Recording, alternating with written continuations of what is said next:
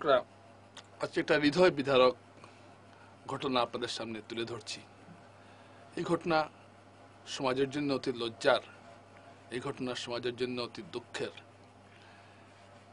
একজন মা বাবা সন্তানকে প্রতিপালন করেন। যে সন্তান যখন স্কুলে যায় তখন সেই সন্তানের ব্যাগ নিজের কাঁধে নেয় সেই মা বাবা। যে সন্তানের এক সামান্য দুঃখ হলে তাদের হৃদয় কেঁদে ওঠে। যে সন্তানের জন্য জীবনের সব কিছু দিতে তারা প্রস্তুত, যে সন্তানের জন্য নিজে সুখ না করে নিজে কষ্ট করেও সন্তানকে সুখে রাখতে চায়, সেটা হলো মা বাবা। আর যখন দেখা যায় সেই মা বাবাকেই মেরে ফেলার চেষ্টা করে সন্তান, তখন সেটা কিরকম হয়। এরকম ঘটনা আমরা শুনি অনেক, কিন্তু আপনারা ইতিমধ্যে হয়তো সামাজিক মাধ্যমে আজকে আমি যে ঘটনাটা বলছি সেটা পেয়ে গেছেন।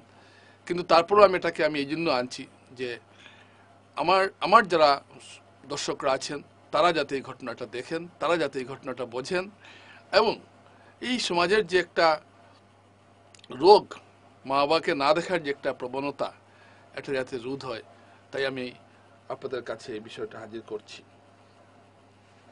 আপনারা জানেন ঘটনাটা শিলচর থেকে 22 কিলোমিটার দূরে বা 23 কিলোমিটার দূরে বর্ষাঙ্গনের রতনপুর গ্রামে। বর্ষাঙ্গনটা হলো রতনপুর গ্রামে কাঁঠাল পেরিয়ে, হালটিয়া পেরিয়ে তারপর বর্ষাঙ্গন। এবং যদি আপনি দুয়ারবন্ড রোড হয়ে যান রুচকান্দি বাগান থেকে গিয়ে আরও 5-7 কিলোমিটার গেলে আপনি পেয়ে যাবেন এই জায়গাটা। সেটা শিলচর থেকে খুব একটা দূরে নয়, এখানেই ঘটনাটা ঘটেছে।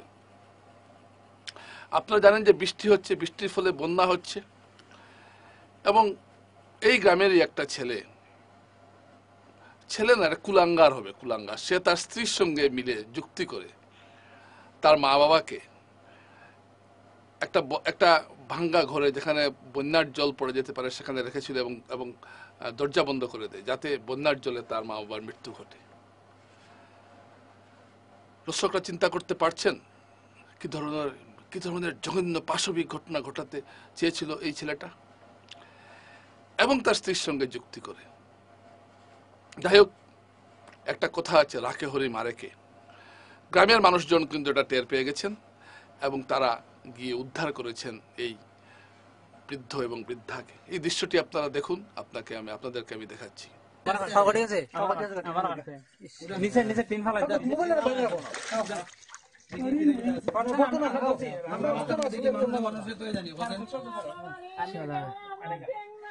এই হইলো গিয়া বুড়া মা বাবা যারা পালাই দিয়ে গেছে ছেলে লক্ষ্মণের বাবা তাই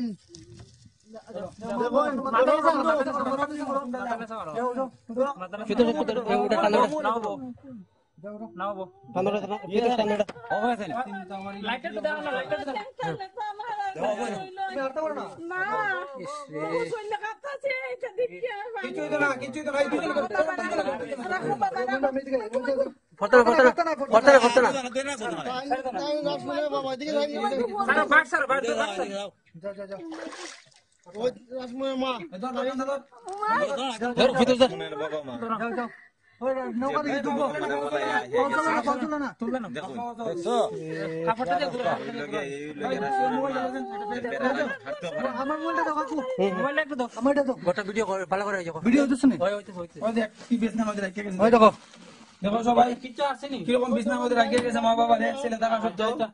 দেখো রাস্তা, এই জলের অবস্থা দেখো, জল মোটামুটি আমরা জুকে পাও কাটে আছে কি ভাই তিনে পাও কাটে আছে বাউন্ডারি নাগলি দিছে এটা লো ওইখানে কিটা রইছে দেখি ওইখানে কিটা রইছে দেখা কই কই ঠিক আছে চল লো এটা লাগতো না চল বলা এই দিমু আমি কাপড় চল আরে নতুন কাপড় দিলি মনে বাদে চল আয় নাম আও দোয়া তুমি দুয়ার তো বলা তুমি নাম রাম নাম দরজা আমরা লাগাইমু চিন্তা করো না না না আমি হড়া মনে আইছে তো বাতু দিয়ে গেছে নামদারে কদিন থেকে তোমরা কেন আমি আজ তালা কই দুজন বলবি সামনে যা বলে দাও আমার দেখি আমার নাম লাগাই কেন এরা কতদিন থেকে স্বামী স্ত্রী মিলে তাদের মা বাবাকে অকথ্য অত্যাচার করত, এটা বলার আর অপেক্ষা রাখে না। ঘটনাটি নজরে পড়ল এই গ্রামেরই একজন গ্রুপ সদস্যের স্ত্রী ঘোষদেশের স্বামী সৌরভ দাস, এই সৌরভ দাস সবাইকে নিয়ে তারপর উদ্ধার করলেন সেই বৃদ্ধ এবং বৃদ্ধাকে। কিভাবে উদ্ধার করলেন আপনারা দেখুন।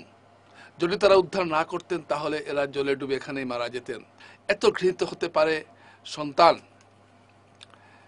আমি এই জন্য ঘটনাটা আমি আজকে আপনাদের সামনে আনলাম যে একটা সন্তান কতটুকু নিকৃষ্ট হতে পারে, যে চক্রান্ত করে মা বাবাকে মারার ফন্দি করছে একটা জায়গায় বন্দি রেখে।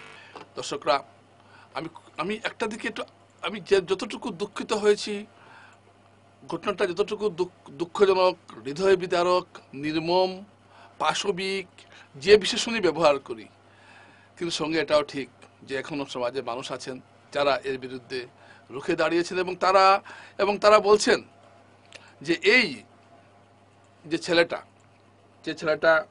এই যে ছিলেন রাসমল দাস এবং তার স্ত্রী সুজাতা দাস, এরা যুক্তি করেছিল যে এই বন্ধ করে রেখে তাদেরকে উপবাসে রাখবে, উপবাসে না মারা যান তাহলে বন্যার জলে ডুবে মারা যাবে। এরকম চিন্তা কিভাবে করতে পারে? এর বিরুদ্ধে গর্জে উঠেছেন এখানকার দর্শকরা।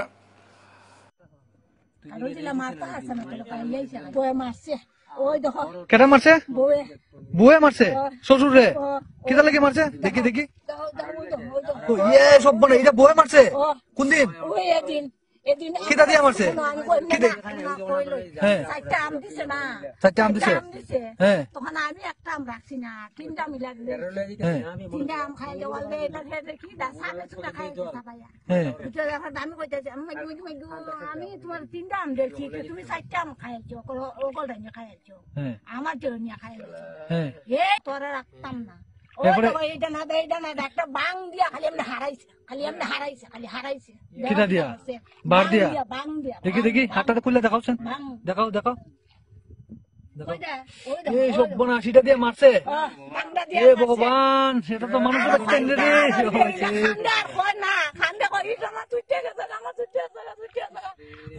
আর আডুর মধ্যে কি হচ্ছে আজকে? এই নাও থেকে পড়ছে, উড়ার থেকে পড়ছে। এই বউয়ে মারছে? তোমরা বউয়ে মারছে?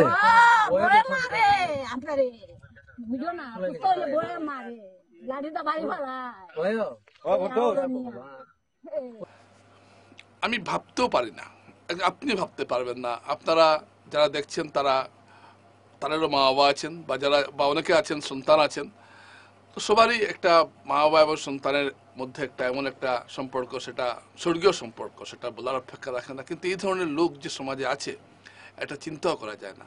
এদেরকে দৃষ্টান্তমূলক শাস্তি দেওয়া উচিত এবং তারা শাস্তির দাবি জানিয়েছেন, মুখ্যমন্ত্রীর কাছে জানিয়েছেন, মন্ত্রী কৌশিক রায়ের কাছে জানিয়েছেন। আর একটা কথা বলেন, এই গ্রামটা যেখানে ঘটনাটা ঘটেছে এটা কৌশিক রায়েরই গ্রাম মন্ত্রীর। তো আমার কথা হলো যে এভাবে যদি এই ঘটনার যদি একটা এবং সেই দৃষ্টান্তমূলক শাস্তি যদি না দেওয়া হয় এই কুলাঙ্গার পুত্রটিকে, তাহলে সমাজ কি শিক্ষা নেবে? এটা হয়তো আপনারা দেখছেন একটা গ্রাম বলে, কিন্তু শহরে আছে অনেক, বাইরে থাকেন, মা বাবাকে রেখেছেন বৃদ্ধাশ্রমে, এই শিলচর শহরে আছে, এরা তো গ্রামে থাকেন, ততটুকু শিক্ষিত নন, বৃদ্ধাশ্রমের ঠিকানাটা তারা জানেন না, বা তাই এরা এইভাবে রেখেছে। কিন্তু মা বাবাকে সম্মান করা প্রত্যেকেরই কর্তব্য। এবং আপনারা জেনে রাখুন, যারা এগুলো চিন্তা ভাবনা করছেন, দুষ্টু চিন্তা যাদের মগজে আছে, তারা মনে রাখা উচিত যে মা বাবাকে যদি কোনো সন্তান না দেখে তার কিন্তু আইনি শাস্তি হতে পারে। সুপ্রিম কোর্ট এই নির্দেশ দিয়েছে, যে কোনো সন্তানকে মা বাবাকে দেখতেই হবে। সুপ্রিম কোর্টের কড়া নির্দেশ রয়েছে এখানে। সুতরাং অনেকেই যে মহিলাটি শ্বশুরের উপর অত্যাচার করছেন, সেই মহিলাটি ভুলে যান যে তিনিও কয়েকদিন পরে শ্বশুর বা শাশুড়ি হবেন। এবং যে ছেলে বাবাকে অত্যাচার করছে তারও বোঝা উচিত তার সন্তানও তাকে একদিন ঠিক সেইভাবে উচ্চারণ করবে। নচিকেতা, সেই বৃদ্ধাশ্রম গানটা মনে আছে তো? বৃদ্ধ বাবা ছেলের জন্য চিন্তা করছে, যা একটা আসন রাখার জন্য, কারণ ছেলেকেও তো তার ছেলে তাড়াবে। তো দর্শকরা, এগুলো শহরে ছিল আমি জানতাম, কিন্তু গ্রামাঞ্চলে যে ধরনের ঘটনা ঘটে আমি খুব কম দেখেছি। যে গ্রামাঞ্চলে এখনো সম্পর্কগুলো টিকে থাকে, সুন্দর সম্পর্ক, এখনো শহরের মতো এত স্বার্থপর সম্পর্ক গ্রামে তৈরি হয়নি, কিন্তু গ্রামে ওটা হয়েছে, এটা একটা দুশ্চিন্তার বিষয়। যাই হোক, এই লোকটিকে কড়া শাস্তি দেওয়া হোক, এটাই আমাদের দাবি, এটাই সবাই চাইবেন, সমাজ এইটাই চাইবে। সমাজ সরকারের কাছে এটাই চাইবে, সমাজ পুলিশের কাছে এটাই চাইবে, সমাজ আদালতের কাছেও এটাই চাইবে। নমস্কার দর্শকরা।